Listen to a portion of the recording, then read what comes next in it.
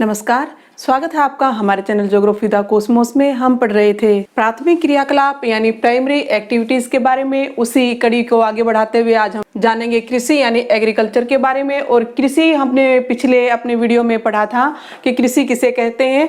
तो मिट्टी को जोतने, गोड़ने, उसमें विभिन्न फसलें व फल फूल उगाने तथा पशुपालन से जुड़ी कला व विज्ञान को कृषि कहते हैं। कृषि को उसके करने के तरीके के आधार पर यानी कृषि किस प्रकार से की जाती है उस तरीके के आधार पर कृषि दो प्रकार की है, यानी जीवन निर्वाह कृषि और आधुनिक कृषि। आज हम जीवन निर्वाह कृषि के बारे में पढ़ेंगे।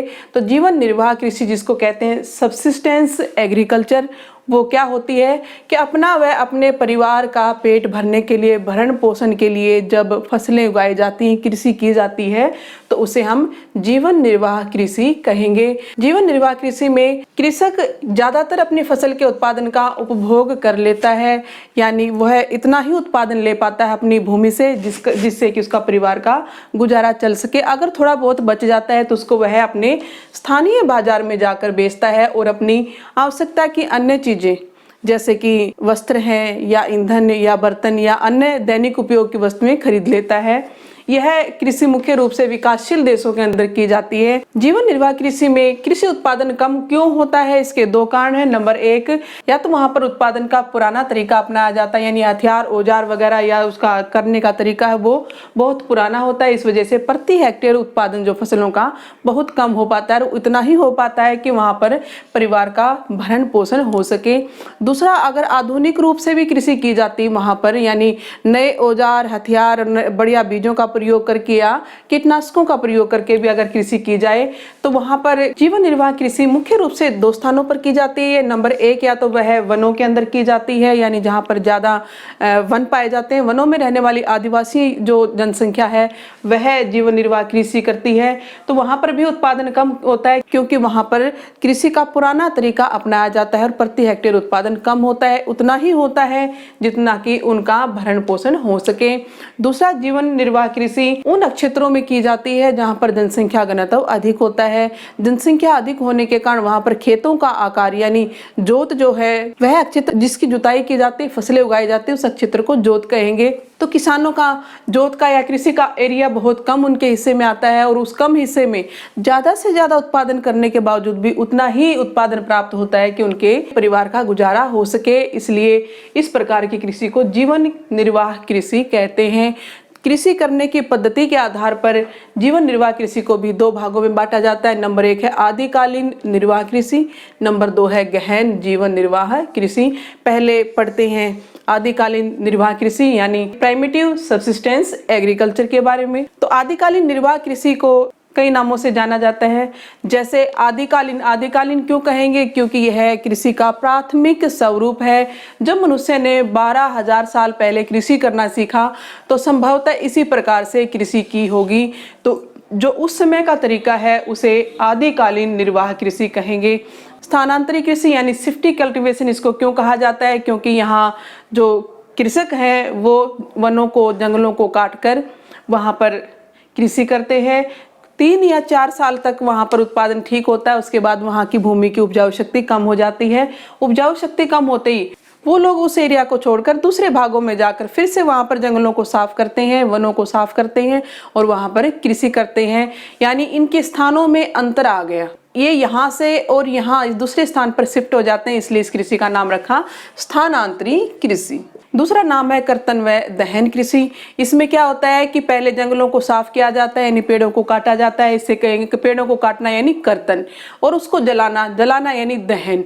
तो पेड़ों को काटकर या जलाकर वहां पर उस स्थान पर कृषि की जाती है, इसलिए इसको कर्तन व दहन कृषि कहेंगे। कई बार क्या होता है कि बिना ही काटे सीधा ही जंगलों को या वनों को जला दिया जाता है, और इससे जो राख उनको प्राप्त होती है जलाने से, उस राख को ये लोग अपनी खाद के रूप में प्रयोग करते हैं भूमि की उपजाऊ शक्ति बढ़ाने के लिए। झाड़ी पड़त खेती यानी बुश फॉलो एग्रीकल्चर, यह नाम क्यों पड़ा? क्योंकि मान लीजिए यहाँ पर इन्होंने कृषि की, वनों को साफ किया, 3-4 साल के बाद यहाँ की उपजाऊ शक्ति कम हो गई, उन्होंने अपने दूसरे स्थान पर जाकर यहाँ पर पेड़ों को काटकर यहाँ पर कृषि करना आरंभ कर दिया। 3-4 साल के बाद इसकी भी उपजाऊ शक्ति कम हो गई, तो इन्होंने क्या किया, दोबारा से इस स्थान पर आकर कृषि करना आरंभ कर दिया। लेकिन यहाँ पर आके क्या देखते हैं कि यहाँ पर कुछ झाड़ियाँ या छोटे पौधे उगे हुए हैं। तो इन झाड़ियों और छोटे पौधों को काट कर इन्होंने यहाँ पर कृषि की है, इसलिए इसको झाड़ी पड़त खेती या बुश फैलो एग्रीकल्चर कहा जाता है। वनों में रहने वाली जितनी आदिवासी जातियां हैं वो आज भी वहाँ पर आदिकालीन निर्वाह कृषि करते हैं। ये लोग जानबूझकर ये कृषि नहीं करते हैं, बल्कि इनकी मजबूरी है, क्योंकि इनके पास कोई और दूसरा साधन नहीं है कृषि करने का, और कोई तरीका इनके पास नहीं है, और अपना भरण पोषण करने के लिए ये लोग मजबूरी में स्थानांतरित कृषि या दहन कर्तन कृषि करते हैं। वर्तमान समय में विश्व में 3 ऐसे क्षेत्र हैं जहां पर स्थानांतरित कृषि की जाती है। नंबर 1 है अफ्रीका में भूमध्य रेखा के दोनों ओर, नंबर 2 दक्षिणी पूर्वी एशिया तथा नंबर 3 है मध्य अमेरिका तथा दक्षिणी अमेरिका। और विश्व के अलग अलग भागों में इस कृषि को अलग अलग नामों से पुकारा जाता है, जैसे कि उत्तरी पूर्वी भारतीय राज्यों में से झूम कृषि, इंडोनेशिया व मलेशिया में लदांग, मध्य अमेरिका व मेक्सिको में मिल्पा, ब्राजील में रोका, जायरे व मध्य अफ्रीका में मसोले तथा फिलीपींस में इसको चेनगिन कहा जाता है। अब बात करते हैं इसकी विशेषताओं की। तो स्थानांतरित कृषि किसान व उसके परिवार के जीवन निर्वाह के उद्देश्य से की जाती, ना कि लाभ कमाने के लिए। नंबर 2 विशेषता क्या है इसकी कि इस कृषि में ज्यादातर खाद्यान्न फसलों को उगाया जाता है। खाद्यान्न फसलें कौन सी होती हैं?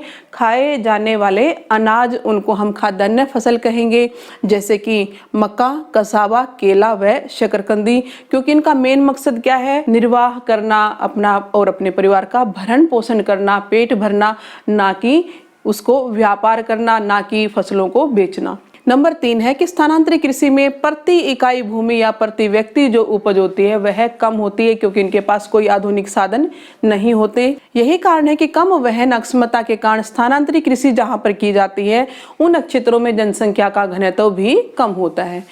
अब स्थानांतरित कृषि के कुछ दोष भी हैं। क्या दोष हैं?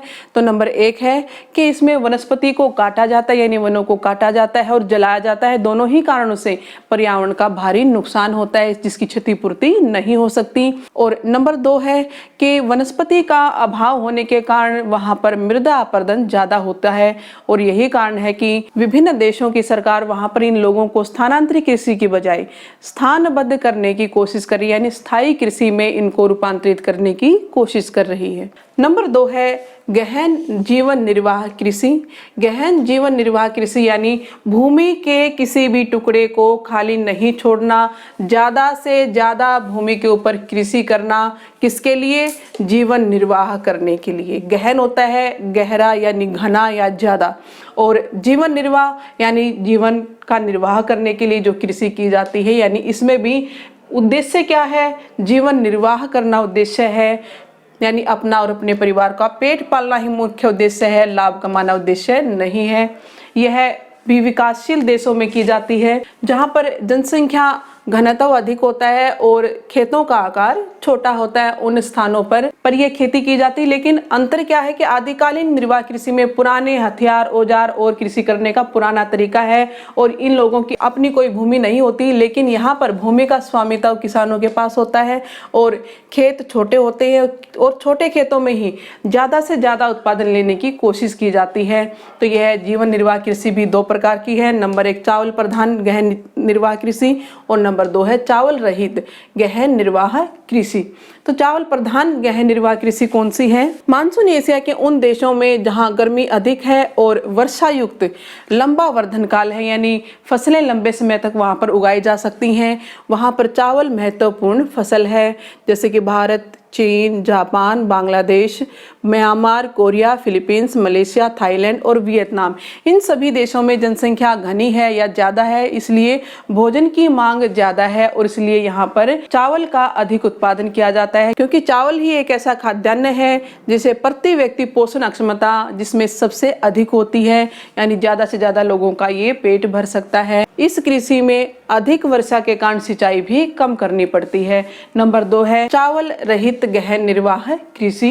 मानसून एशिया के अनेक भागों में उच्चावच जलवायु, मृदा व अन्य भौगोलिक दशाओं के कारण जहां पर चावल की खेती नहीं हो सकती, वहां पर चावल को छोड़कर अन्य खाद्यान्न फसलें उगाई जाती हैं, जैसे कि गेहूं, सोयाबीन, जौ व सोरगम आदि। उत्तरी चीन, मंचूरिया, उत्तरी कोरिया व उत्तरी जापान में तथा भारत में भी गंगा सिंधु के मैदान के पश्चिमी भाग में गेहूं ज्यादा मात्रा में उगाया जाता है और दक्षिणी पश्चिमी शुष्क प्रदेशों में ज्वार बाजरा मुख्य रूप से उगाया जाता है। इस कृषि के अंदर सिंचाई की जाती है। गहन जीवन निर्वाह कृषि की क्या क्या विशेषताएं हैं?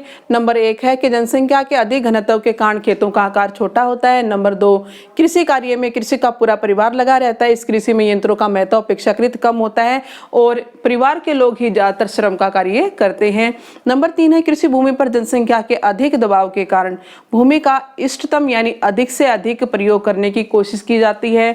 कोई भी भूमि का टुकड़ा खाली नहीं छोड़ा जाता। नंबर 4 है कि कृषि की गहनता इतनी ज्यादा है, यानी इतनी ज्यादा कृषि यहाँ पर की जाती है कि एक वर्ष में 3 या 4 फसलें उगाई जाती हैं, जिसे बहुफसलीय कृषि कहा जाता है। नंबर 5 है कृषि के इस प्रकार में खेत व पशु समूह आत्मनिर्भर होते हैं। अतः जिन वर्षों में उत्पादन अच्छा होता है तथा परिवार की आवश्यकताओं को पूरा करने के बाद भी कुछ अधिशेष या कुछ बच जाता है तो उसका भंडारण किया जाता है या व्यापार किया जाता है। नंबर 6 है कि कृषि के उपकरण साधारण व परंपरागत होते हैं। ज्यादा नए व आधुनिक जो उपकरण है उनका प्रयोग इसमें कम किया जाता है, क्योंकि इसमें खेतों का आकार छोटा होता है।